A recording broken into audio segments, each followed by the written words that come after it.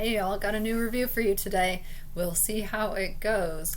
Before I get into it, let me just tell you, this book has come with a lot of hype.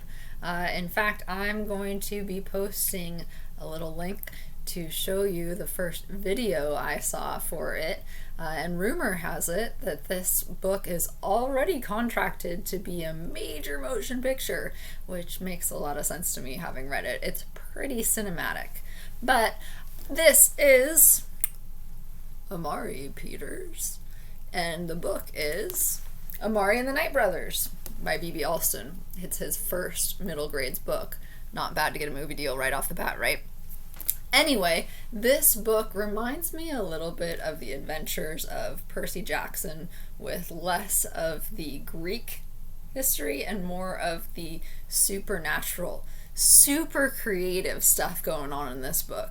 I really enjoyed the beginning of it, where you got to see Alston, the author, starting to tell you about this world that he's created for Amari Peters.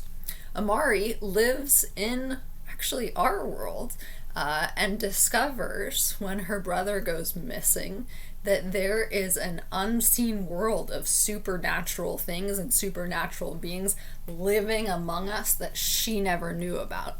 And so she goes into this world in search of her brother and following the same path that he took to try to find him.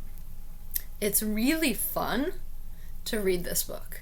It's a great middle grades book. I'd say for kids anywhere from grade 3, for your more advanced readers, to grade 8 is your prime target range. There's a ton in here that deals with prejudice, deals with racism, but what I really liked about it was it dealt with classism.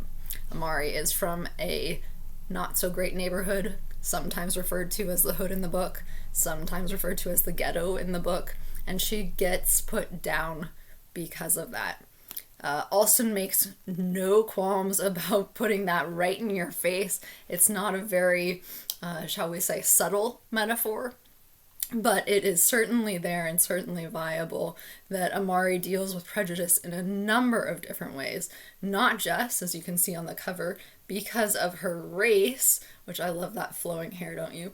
Not just because of her race, not just because of where she's from, but also as the story unfolds, because of the gifts that she has that are uncommon, unusual, and really ostracified.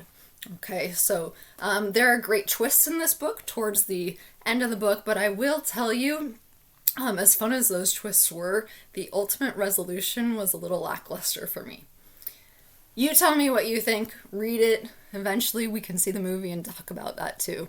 But Amari Peters is great. I'd consider reading the next one, just because of how creative and fun it is to read. Your turn.